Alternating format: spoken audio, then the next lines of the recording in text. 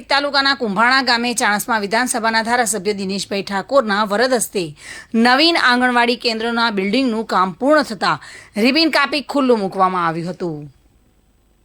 ધારાસભ્ય દિનેશ ઠાકોર દ્વારા પોતાની ગ્રાન્ટમાંથી શાળાના બાળકોને અભ્યાસ માટે તેમજ શાળાની જરૂરિયાત વસ્તુઓ માટે 1 લાખ રૂપિયા સુધી ગ્રાન્ટ આપવાની જાહેરાત પણ કરાઈ હતી। આ કાર્યક્રમમાં કોંગ્રેસના ધારાસભ્ય દિનેશ ઠાકોર, નવગણજી ઠાકોર, હસમુખભાઈ સક્સેના, નરેન્દ્રભાઈ પરમાર, રમેશભાઈ સોલંકી, આંગણવાડી સ્ટાફ અને શાળાના બાળકો ગ્રામજનો મોટી સંખ્યામાં ઉપસ્થિત રહ્યા હતા। શાળામાં કાર્યક્રમને લઈને તિથિ ભોજન પણ આપવામાં આવ્યું હતું। ત્યારે રમેશભાઈ સોલંકી દ્વારા જણાવવામાં આવ્યું હતું કે તાલુકા અને જિલ્લામાં આંગણવાડી કેન્દ્રની બિલ્ડિંગ બનાવવા માટે રજૂઆત કર્યા બાદ હારીજ ખાતે સ્વાગત ફરિયાદ કાર્યક્રમમાં રજૂઆત કરવામાં આવી હતી અને પાટણ જિલ્લા કલેક્ટર દ્વારા ધ્યાને લેતા આંગણવાડી કેન્દ્રની બિલ્ડિંગનું જલ્દી કામ પૂર્ણ કરવા માટે સૂચના આપવામાં આવી હતી।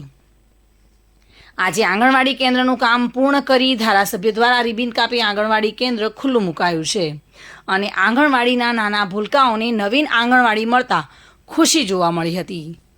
हमारा कुंभाड़ा गाँव में 2018 में आंगनबाड़ी मंजूर થઈ ગઈ હતી। અગમ્ય કારણોસર આજ દિન સુધી એ આંગણવાડીનું કામ અધૂરું હતું, જેને લઈ મેં લેખિત રજૂઆતો કરેલી તાલુકા વિકાસ અધિકારીશ્રી, જિલ્લા વિકાસ અધિકારીશ્રી, તેના છતાં તેનું કોઈ નિરાકરણ ન આવતા છેલ્લે મેં હારીજ મામલતદાર કચેરી સાહેબશ્રીને સંબોધીને સ્વાગત ફરિયાદ કરેલી। પાટણથી મામલતદાર પાટણથી કલેક્ટર સાહેબ હાજર હતા। મારી સ્વાગત ફરિયાદ ધ્યાને લઈ અને આંગણવાડીનું કામ જલ્દી પૂર્ણ થાય તેવું તાલુકા પંચાયતના જવાબદાર અધિકારીઓને હુકમ કરેલો, જે આંગણવાડીનું કામ જે આજે 2024માં કામ કરી પૂર્ણ કર્યું।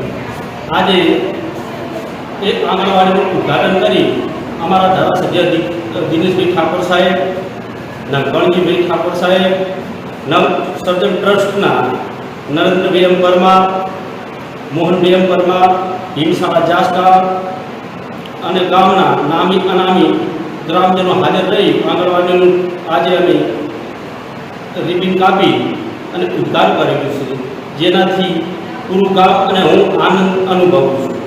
મને નીટ ઇન્ડિયા ફોર ન્યૂઝે જે મદદ કરી એ બદલ નીટનો પણ ખૂબ ખૂબ દિલથી આભાર માનું છું। કુંભાણા ગામમાં આંગણવાડી કાર્યકર તરીકેની ફરજ બજાવું છું। મારા ગામમાં આંગણવાડી એમ કે જગદીશભાઈ હતું પણ બનતું નહોતું। લગભગ કોને કે 7 વર્ષથી આ પ્રશ્ન હતો, પણ હવે સરકારે પ્રશ્ન ધ્યાનમાં લઈ અને આંગણવાડી અને બની ગઈ છે અને ગામવાળાનો પણ સાથ અને સહકાર પૂરેપૂરો મળી રહ્યો છે, જેથી મારા આંગણવાડીમાં જે બાળકો આવે છે એ બાળકોને કોઈ પ્રશ્ન હવે રહ્યો નથી। મારા આંગણવાડીના કુલ 30 જેવા બાળકો છે। આ દિવસ સુધી હું અહીંથી આવી બાળકો લઈને ફરી છું, પણ હવે મારું સોલ્યુશન આવી ગયું છે અને મારા આંગણવાડીનું આજ ઉદ્ઘાટન પણ થઈ ગયું છે। પ્રવીણ યોગી સાથે bureau report, today Gujarati news.